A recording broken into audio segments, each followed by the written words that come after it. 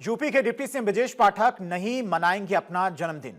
लखनऊ अग्निकांड में हुई 15 मौतों के कारण उत्तर प्रदेश के उप मुख्यमंत्री ब्रजेश पाठक 25 जून को अपना जन्मदिन नहीं मनाएंगे।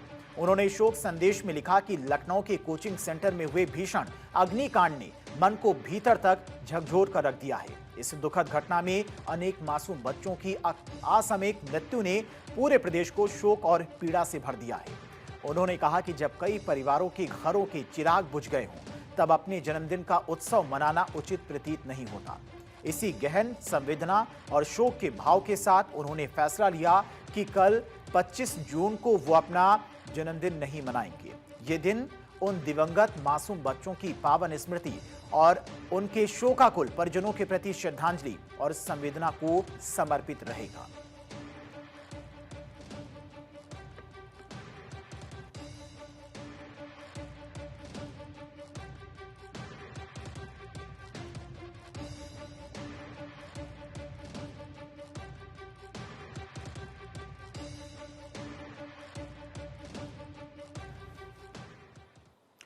यूपी में कल संविधान हत्या दिवस मनाएगी बीजेपी। भारतीय जनता पार्टी 25 जून को संविधान हत्या दिवस के रूप में मनाएगी।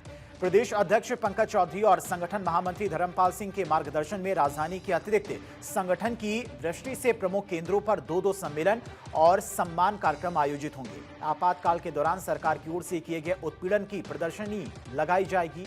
इस बार स्थान अलग होंगे। कार्यक्रमों का सोशल मीडिया विभाग की ओर से प्रचार प्रसार भी किया जाएगा।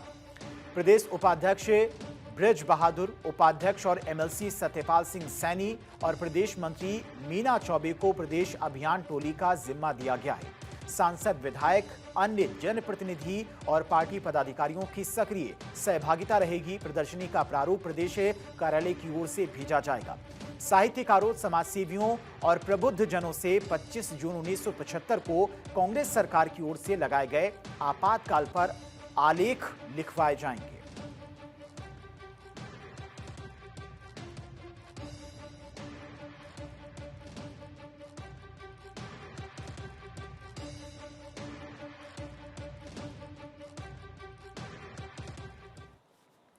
यूपी कांग्रेस 25 जून को पूरे प्रदेश में मनाएगी आरक्षण दिवस। कांग्रेस पिछड़ों और दलितों को पार्टी से जोड़ने के लिए लगातार प्रयास कर रही है।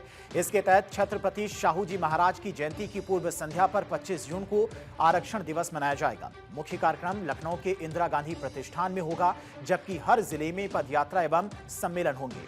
25 जून को सुबह 10 बजे इंदिरा गांधी प्रतिष्ठान में प्रदेश भर के दलित और पिछड़े वर्ग के नेता इकट्ठा होंगे। पिछड़ा वर्ग विभाग के राष्ट्रीय अध्यक्ष अनिल जयहिंद, प्रदेश अध्यक्ष अजय राय सहित अन्य नेता मौजूद रहेंगे। पिछड़ा वर्ग विभाग के प्रदेश अध्यक्ष मनोज यादव ने बताया कि आरक्षण दिवस मनाने के बाद अगले दिन यानी कि 26 जून को हर जिले में पदयात्रा और सम्मेलन होंगे।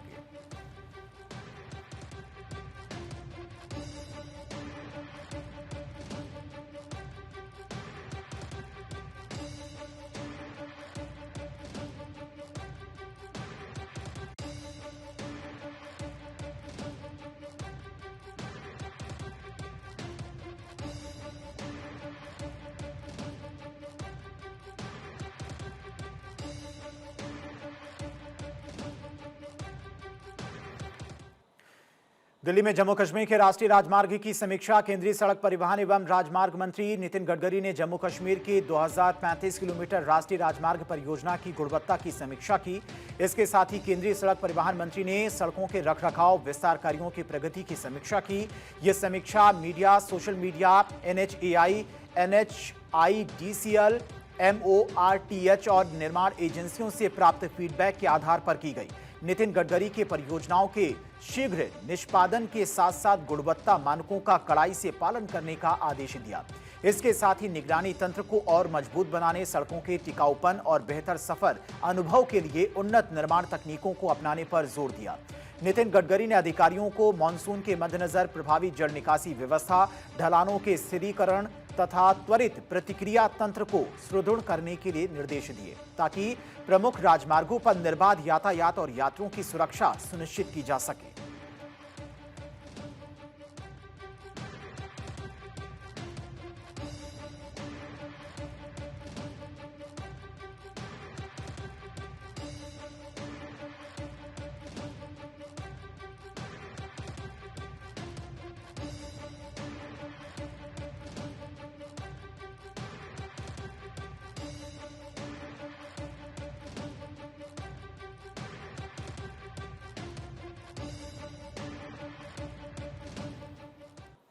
हैदराबाद के 15 विधानसभा क्षेत्रों में 25 जून से एसआईआर। हैदराबाद के सभी 15 विधानसभा क्षेत्रों में एसआईआर का काम 25 जून से शुरू होने जा रहा है।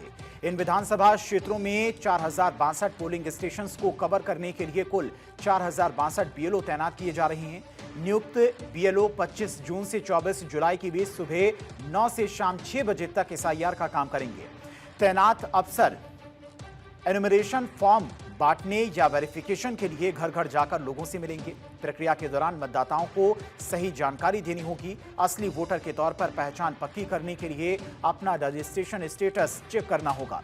बीएलओ से अगर एनुमरेशन फॉर्म नहीं मिलता तो इसे वेबसाइट या ईसीआई नेट ऐप से डाउनलोड कर सकती हैं। इसके अलावा वेबसाइट पर उपलब्ध बीएलओ के नंबर का इस्तेमाल करके फोन पर बुक ए कॉल सर्विस का भी लाभ उठा सकती हैं। हैदराबाद में 10 जून तक कुल मतदाताओं की संख्या 47,36,669 थी।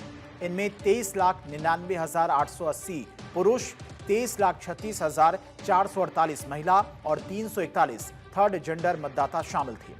26 मई तक कुल 47,36,669 मतदाताओं में से 22,09,647 मतदाताओं की मैपिंग की गई थी।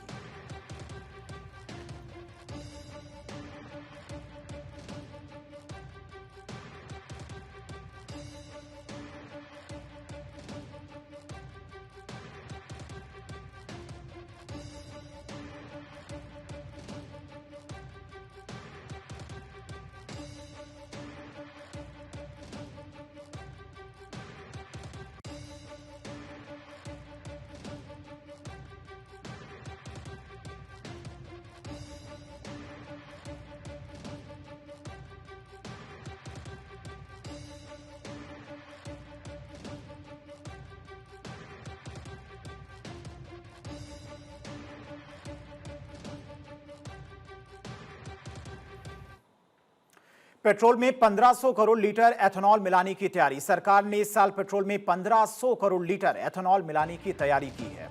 भारत ने तय समय से पहले E20 यानी कि पेट्रोल में 20% एथेनॉल मिश्रण का लक्ष्य हासिल कर लिया है। अब सरकार की नजर अगले चरण पर है, जहां E22, E25, E27 और आगे चलकर E30 तक का रास्ता तैयार किया जा रहा है। पेट्रोलियम एवं प्राकृतिक गैस मंत्रालय के मुताबिक एथेनॉल मिश्रण कार्यक्रम वैज्ञानिक रूप से प्रमाणित है, जिसकी लगातार निगरानी हो रही है। सरकार का दावा है कि इस योजना से अब तक 1.4 लाख करोड़ रुपए से अधिक की विदेशी मुद्रा बचाई जा चुकी है।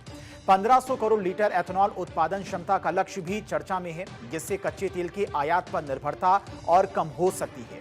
सरकार ने एथेनॉल मिश्रण कार्यक्रम के तहत इस साल करीब 1500 करोड़ लीटर एथेनॉल खरीदने का लक्ष्य रखा है। इस लक्ष्य को पूरा करने के लिए देश भर में कई कंपनियों और निवेशकों ने हजारों करोड़ रुपए लगाकर नए एथेनॉल प्लांट लगाए हैं।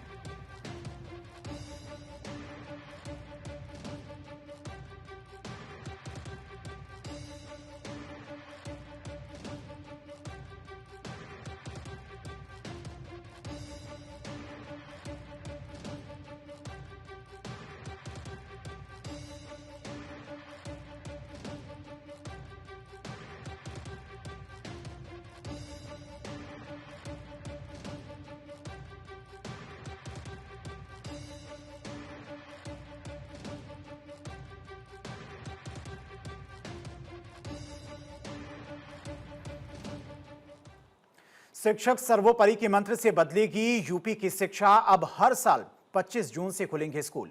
निपुण मिशन का कक्षा 5 तक विस्तार उत्तर प्रदेश की बुनियादी शिक्षा व्यवस्था को अधिक अनुशासित और गुणवत्तापूर्ण बनाने के लिए योगी सरकार ने बड़े सुधारों का खाका तैयार किया। मुख्यमंत्री योगी आदित्यनाथ के विजन के अनुरूप बेसिक एवं माध्यमिक शिक्षा विभाग के अपर मुख्य सचिव पार्थ सारथी सेन शर्मा ने विभाग का नया और व्यापक रोडमैप पेश किया। इसे डिजिटल संवाद से प्रदेश के लाखों शिक्षक, शिक्षा मित्र, अनुदेशक और शिक्षा विशेषज्ञ सीधे जुड़े। इस नए रोडमैप का सबसे बड़ा और ऐतिहासिक बदलाव स्कूलों के संचालन समय को लेकर है। भीषण गर्मी के कारण बार बार छुट्टियां बढ़ाने की अनिश्चितता को खत्म करने और राष्ट्रीय शिक्षा नीति के तहत अब प्रदेश के सभी परिषदीय विद्यालय प्रत्येक वर्ष 25 जून से खुलेंगे।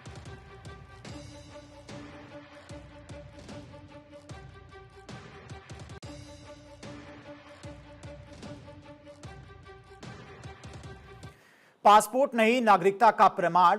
विदेश मंत्रालय के एक अधिकारी ने कहा कि पासपोर्ट नागरिकता का सबूत नहीं, यात्रा का दस्तावेज है। 2025 में 1.5 करोड़ पासपोर्ट और उससे जुड़ी सेवाएं दी गईं, जिनमें से अकेले पासपोर्ट की संख्या 1.39 करोड़ थी।